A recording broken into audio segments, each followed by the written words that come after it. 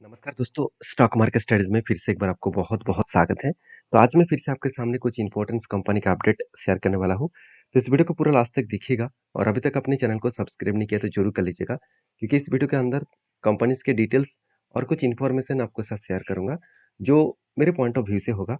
Obviously इस सारे videos को एज़ ए एजुकेशन पर्पस में आप ज़रूर स्टडी करिएगा।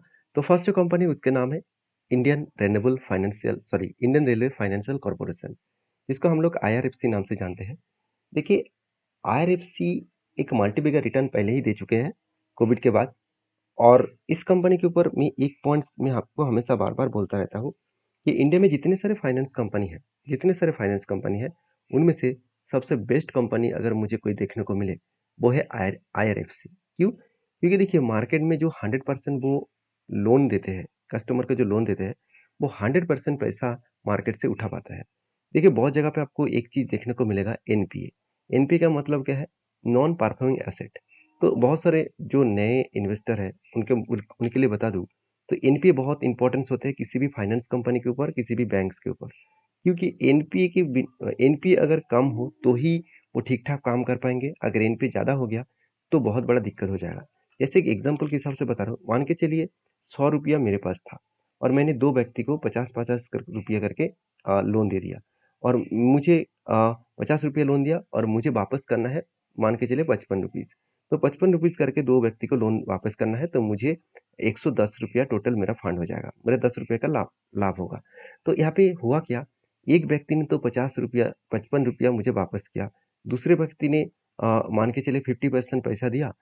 उसके बाद बोला कि मेरे पास और पैसा नहीं है और मेरे बिजनेस खत्म हो गया, तो मैं पैसा आपको नहीं दे पाऊंगा। तो वो 50% पैसा मतलब मान के चलिए यहाँ पे 60 रुपीज़ टोटल उसको देना था, वो 30 रुपीज़ दे पाए, बाकी 30 रुपीज़ नहीं दे पाएगा। तो यही जो पैसा जो मुझे नहीं मिला, उस पैसे को मैं एनपीए के हिसाब से दिखाऊंगा। मेरा नॉन परफॉर्मिंग एसेट हो चुके हैं। तो ये पैसा मार्केट में पड़े हुए हैं, मेरा तो पैसा वापस नहीं आया। तो वापस ना आने के कारण कंपनी के ऊपर मतलब मेरे ऊपर घाटा हो जाएगा। तो इस एनपीए के जो सिचुएशन है, वही situation financial Indian railway finance जो कॉरपोरेशन कंपनी है, तो इसके ऊपर कंपनीज के ऊपर जो सिचुएशन बना, वो सिचुएशन के हिसाब से बात करूँ, कंपनीज के ऊपर एक पॉजिटिविटी है कि कंपनी एनपीए को हमेशा कंट्रोल में रखते हैं। एनपीए एकदम ना के बराबर देखने को मिला है। बाकी इस कंपनी के ऊपर एक चीज़ को और भी समझिए कि कंपनीज के ऊपर जो टेक्निकली चार्ट पैटर्न है, उसको दिखाने से पहले चलो एक बार मैं आपको दिखाई देता हूँ। तो कंपनी के टेक्निकली चार्ट पैटर्न क्या बना है, यहाँ पे एक रेंज बना, ब्रेकआउट किया, मैं 1:3 रेशियो का टारगेट रखा, टारगेट भी अचीव हुआ। उसके बाद फिर से ऊपर गया, यहाँ पे फिर से रेंज बनाना स्टार्ट किया था, मगर रेंज बनने के बाद वो नीचे आ गया।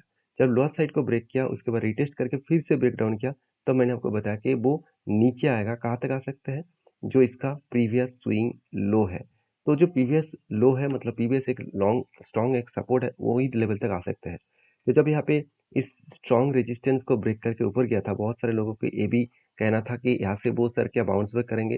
तो मुझे चार्ट में देखने के बाद मुझे नहीं लग रहा था कि वो बाउंस बैक कर पाएंगे, क्योंकि कंपनी के ऊपर जो चार्ट बना है वो कुछ डाउन साइड का, कुछ लोअर साइड का ट्रेड बनने के लिए वो तैयारी कर रहे हैं। मतलब यहाँ से वो और भी गिरने का चांसेस है, और भी नीचे आने का चांसेस है। बाकी इंडियन रेलवे फाइनेंस कॉर्पोरेशन के बारे में बात करूँ, तो इस कंपनी के ऊपर अच्छा खासा गिरावट का माहौल यहाँ पे देखने को मिल सकता है। और अगर इस नीचे लेवल को आए, इसको रिटेस्ट किए, तो यहाँ से फिर से वो बाउंस बैक कर सकते हैं, क्योंकि यहाँ से ही कंपनी के ऊपर एक लंबा जर्नी हुआ है। और एक चीज़ मैं आपको बता दूँ, कंपनी इस लंबा जर्नी के बाद एक पैटर्न्स भी यहाँ पे बना है। कंटिन्यूसली अगर बाइंग रेंज को देखें, तो एक ऑलमोस्ट ऑलमोस्ट यहाँ पे एक बाइंग रेंज बना है। वो रेंज किस तरीके से बना? 49% के आसपास। मतलब यहाँ पे कंटिन्यूसली बाइंग रेंज बना। जब भी इस नीचे लेवल को टच करेंगे तब मैं एंट्री लूंगा और ये हायर लेवल तक मेरा टारगेट रहेगा। तो सारी चीज़ों को समझिए, सीख कर काम करिए, तो आपको हमेशा एक कॉन्फिडेंस लेवल बूस्ट होगा। तो मेरे तरफ से कोई भी रिकमेंडेशन कभी भी होता नहीं है। तो प्लीज़ काम करना है तो उस चीज़ों को समझ कर काम करिए। तो नेक्स्ट जो कंपनी है उसके बारे में चर्चा करूँ, उसका नाम है रिलायंस इंडस्ट्रीज़। देखिए रिलायंस इंडस्ट्रीज़ आप सभी जानते हैं इंडिया की सबसे बड़ी कंपनी है। और रिलायंस इंडस्ट्रीज़ के ऊपर जब मैंने टेल लिया था तब मैंने आपको बताया कि कंपनीज़ के ऊपर टाइम थोड़ा-सा लग सकता है उस टारगेट पाने में, क्योंकि टारगेट थोड़ा-सा लंबा है। किस तरीके से लंबा है मैं आपको बता दूँ। कंपनी का जो पैटर्न्स बना था, एक कप बना, उसके बाद एक हैंडल बना, और कप विद 100% बनने के बाद यहाँ पे क्या हुआ, ब्रेकआउट हुआ इस लेवल को, और ब्रेकआउट कंफर्मेशन भी हुआ। उसके बाद देखिए धीरे धीरे करके कंपनी क्या कर रहा है, ऊपर जा रहा है। तो ऊपर जाने के बाद वो कहाँ तक जा सकते हैं, वो जो लेवल निकल के आ रहा है कंपनी का, वो लेवल निकल के आ रहा है 3190 के आसपास। 3190 के आसपास कंपनी का लेवल निकल के आ रहा है, जो अगर टारगेट तक गए तो एक अच्छा खासा टारगेट मिल सकता है, और टारगेट मिले तो करीबन 23% के आसपास टारगेट मिलने का चांसेस है।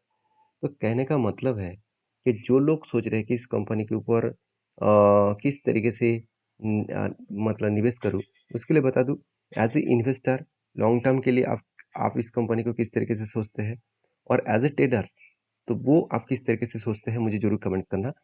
हाँ, मैं जब जब इस कंपनी के ऊपर ट्रेड बना तब तब मैंने ट्रेड लिया। जब यहाँ पे ट्रेड बना था तभी मैंने आपको शेयर किया कि रिलायंस के ऊपर मैं यहाँ से बुलिश हूँ, आगे बढ़ने के लिए मैं तैयार हूँ। तो बाकी रिलायंस के ऊपर जो फाइनेंशियल डेटा है उसके बारे में ज़्यादा कुछ बोलने का जरूरत नहीं है। सिर्फ एक ही चीज़ मैं कंपनी के ऊपर दिखाने वाला हूँ, कंपनी का मार्केट शेयर। आप देखेंगे तो कंपनी का जो फ्यूल सेगमेंट है, मतलब रिफाइनरी सेगमेंट है, उसके ऊपर 20% मार्केट शेयर है। ब्रॉडबैंड मतलब कंपनी इसके ऊपर जो जियो जियो है, मतलब रिलायंस जियो जो कंपनी है, ब्रॉडबैंड कनेक्शन है, उनमें से 52% मार्केट शेयर इसी के पास है। साथ ही साथ एचडीपी जो कैपिटल मार्केट है उसके ऊपर 19%, और एलएलडीपी जिसके ऊपर कैपिटल मार्केट के ऊपर 42% कंपनी का मोनोपोली बिजनेस है। और सबसे इंपॉर्टेंट पॉइंट है कंपनी की कम्युनिकेशन इलेक्ट्रॉनिक्स के ऊपर, सॉरी कंज्यूमर इलेक्ट्रॉनिक्स के ऊपर 43%, और साथ ही साथ जो ग्रोसरी है, मतलब जितने सारे ग्रोसरी प्रोडक्ट है तो उसके ऊपर 37%, मतलब रिटेल बिजनेस के ऊपर 37%, और जो फैशन एंड लाइफस्टाइल है उसके ऊपर 19% कंपनी का बिजनेस चल रहा है। और बेसिकली कंपनी का ऑयल एंड जो केमिकल्स प्रोडक्ट है उसके ऊपर 50% कंपनी का मतलब प्रोडक्ट वाइज कंपनी का 50% प्रोडक्ट है, और ऑर्गेनाइज जो रिटेल काउंटर है, रिटेल जो प्रोडक्ट है उसके ऊपर 30%, डिजिटल सर्विसेज मतलब जो और डिजिटल प्रोडक्ट वो बेचते हैं उसके ऊपर 12%, बाकी अदर्स के ऊपर 4.5%, और ऑयल एंड गैस के ऊपर कंपनी 2.4% के आसपास बिजनेस कर रहा है। तो बिजनेस को समझिए, जिस कंपनी की इतना बड़ा डाइवर्सिफाइड बिजनेस है, तो उस बिजनेस जिस तरीके से इतने दिनों से ग्रोथ किया, वो आज भी ग्रोथ करते चले जा रहे हैं। अच्छा खासा ग्रोथ यहाँ पे देखने को मिल रहा है। तो बाकी कंपनीज के ऊपर आपके क्या ओपिनियन है, जरूर कमेंट्स करके बताना। तो नेक्स्ट जो कंपनी उसका नाम है एमटेक टेक्नोलॉजीज लिमिटेड। तो finally Amtech technologies limited finally bounce back किए। फाइनली बाउंस बैक कहाँ से किया, देखिए यहाँ पे अगर देखिए तो कंपनी के यहाँ पे स्ट्रांगली क्या है, एक कंपनी के एक सपोर्ट है। अगर इस सपोर्ट लेवल को मैं आपको सामने ट्रेन करके दिखा दूं, मतलब लाइन ड्रॉ करके दिखूं, तो देखिए कंपनी इस लेवल को ब्रेक करने के बाद एक लंबा जर्नी किया था, और वही लेवल को देखिए फर्स्ट एक बार रिटेस्ट किया, सेकेंड फिर से यहाँ पे रिटेस्ट किया, और फिर से देखिए वो ऊपर गया। मतलब जब जब इस सपोर्ट लेवल को टच करे तब तब देखिए एक ग्रीन कैंडल के साथ वो ऊपर जा रहा है, फिर से सपोर्ट लिया, फिर से वो ग्रीन कैंडल के साथ ऊपर जा रहा है। मतलब ये लेवल कंपनी के लिए एक स्ट्रांगली लेवल है। इस लेवल को ब्रेक इजीली वो कर नहीं सकता।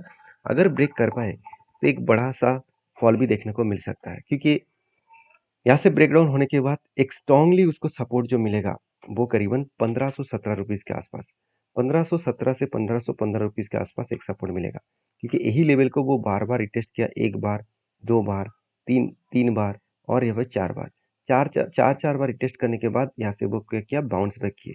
तो वही लेवल कंपनी की एक स्ट्रांगली सपोर्ट बनेगा, और मुझे नहीं लग रहा कि वो उस लेवल तक इतना आसानी से आएगा, क्योंकि पहले ही उसको स्ट्रांग एक रेजिस्टेंस सॉरी सपोर्ट मिला है, उस सपोर्ट से वो बाउंस बैक कर सकते हैं। तो बाकी आपकी क्या राय है, जरूर कमेंट्स करना। और हाँ, मैं पहले ही बोल चुका हूँ, मैं कोई सेबी रजिस्टर्ड पर्सन नहीं हूँ। कोई जितने सारे अपडेट्स मैं आपके साथ शेयर कर रहा हूँ, तो प्लीज़ सारे अपडेट्स को आप वेरीफाई करिए, उसके बाद आप काम करिए। और वीडियो में जानकारी अच्छा मिले तो प्लीज़ लाइक करिए।